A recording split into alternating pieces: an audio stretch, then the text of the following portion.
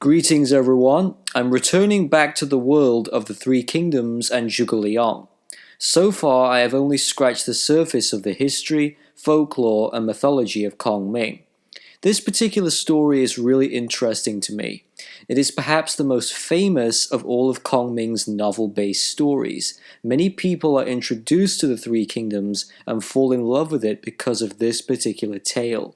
Of course, I'm talking about the legendary empty fort strategy, the 30-second strategy out of the 36 stratagems Chinese essay. For those of you who are not aware of this ploy, it is a clever use of reverse psychology, in which deception is used to encourage the enemy army to retreat, making them believe that there are ambush parties waiting to attack, when in reality they are extremely vulnerable.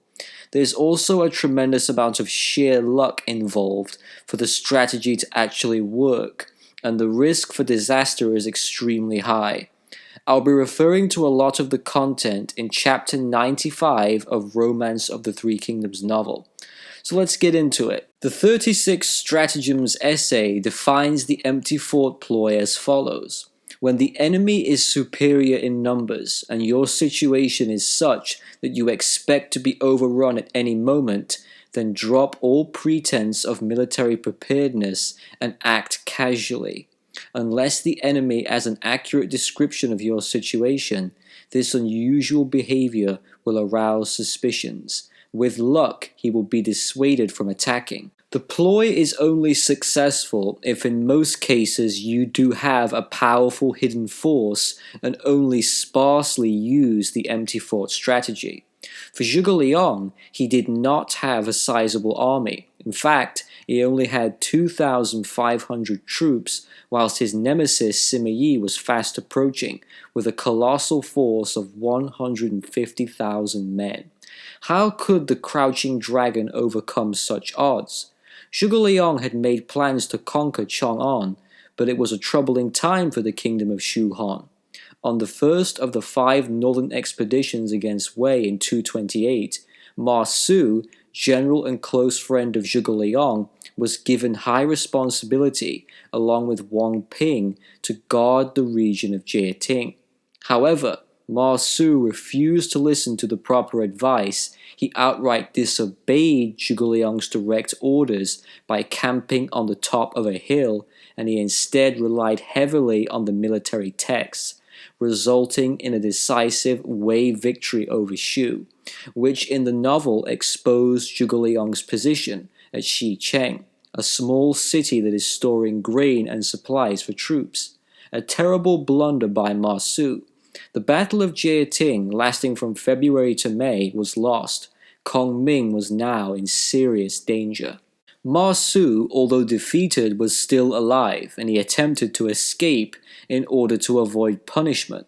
But when Zhuge Liang heard the unfortunate news, he arrested him and tearfully executed him in order to appease the masses. Despite this, he was known to take good care of Ma Su's family. In history, it is believed that Ma Su died of illness whilst he was in prison waiting to be killed. As a result of this incident, Zhuge Liang accepted responsibility for the loss of Jieting and asked the Shu Emperor Luo Shan to demote him from the position of Imperial Chancellor to General of the Right. In the army, Kongming knew that the losses were major, but he had a much bigger problem looming on the horizon. Sima Yi and his massive army were approaching the city. All of the officers within the city were terrified of the enemy. Victory with such little numbers would be impossible. The main army of Shu was deployed elsewhere, leaving only a very small number of men. Mostly with little time to spare, Zhuge Liang began to make preparations for a cunning plan. You can always count on Zhuge Liang to have some kind of plan in mind. He called for Guanxing and Zhang Bao and said, "Each of you take 3,000 good soldiers and go along the road to Wugong Hills. If you fall in with the enemy, do not fight, but beat drums and raise a hubbub, and make them hesitate and be doubtful, so they may retire. Do not pursue, but when they retire, make for Yongping Pass. He collected himself and calmly he said, "All the banners are to be removed and concealed. If any officer in command of the soldiers in the city moves or makes any noise, he will instantly be put to death." Giant dust clouds appeared in the distance. The Wei army had arrived at Zhuge Liang's front door. He could neither fight nor flee. Stuck between a rock and a hard place, it was time for the dragon to be resourceful. Instead of panicking, Zhuge Liang decided to play it cool. He opened the main doors to the town, and from there appeared plainclothes civilians and old men dressed like peasants, who were ordered to sweep the roads and act as though everything was normal. The town was silent and calm. It was now time for Zhuge Liang to make his move. He ascended the steps to the fort, dressed in a Taoist robe. Beside him were two people. On a table in front of him was some incense. He sat down, smiled, and began to play the guqin, an ancient string-based instrument consisting of 7 strings. There is an old Chinese saying, "A gentleman does not part with his guqin without good reason." Luckily, Zhuge Liang had his nearby, and as if without a care in the world, seemingly unaware of the giant army in front of him, he played a deep yet soothing melody without missing a beat. Several Wei messengers reported the strange happenings to Sima Yi, who decided to ride ahead to see for himself. He was surprised, but at the same time felt suspicious. "I am certain there are no soldiers behind this foolery," said his son Sima Zhao. Sima Yi replied, "Zhuge Liang is always most careful and runs no risks. Those open gates undoubtedly mean an ambush. If our forces enter the city, they will fall victim to his guile. How can you know? No, our course is to retire."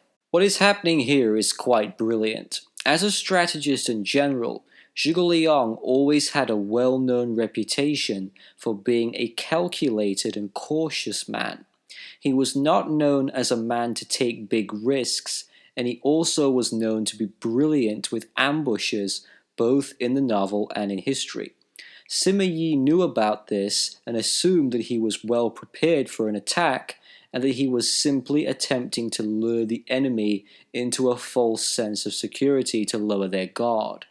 Kongming played up his reputation for his own benefit. He played on his nemesis' perception of him. As Kongming sat in a zen-like state playing the instrument, Sima Yi would have listened to every note and every string to see if he could detect nervousness or hesitation in Kongming's playing. One wrong move could expose his inner feelings, therefore ruining the ploy.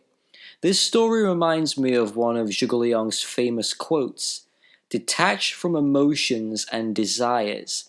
Get rid of any fixations." It was a kind of musical meditation, and it relied greatly on the two men knowing one another's battle tactics and personalities. The question is, did Sima Yi see beyond the facade? In my opinion, I don't think he did, for Kongming had buried his true emotions under the heavenly strings of his guqin.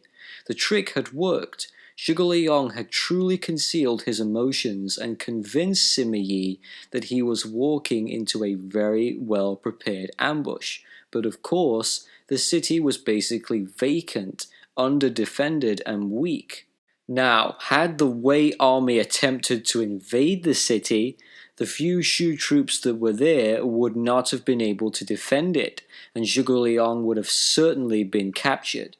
Sima Yi listened a little while more, then ordered his army to retreat. Kongming's men were amazed with the result, and they asked, "Sima Yi is a famous general of Wei, and he was leading 150,000 troops. By what reason did he march off at the sight of you, O Prime Minister?" Zhuge Liang replied, "He knows my reputation for carefulness, and that I play not with danger."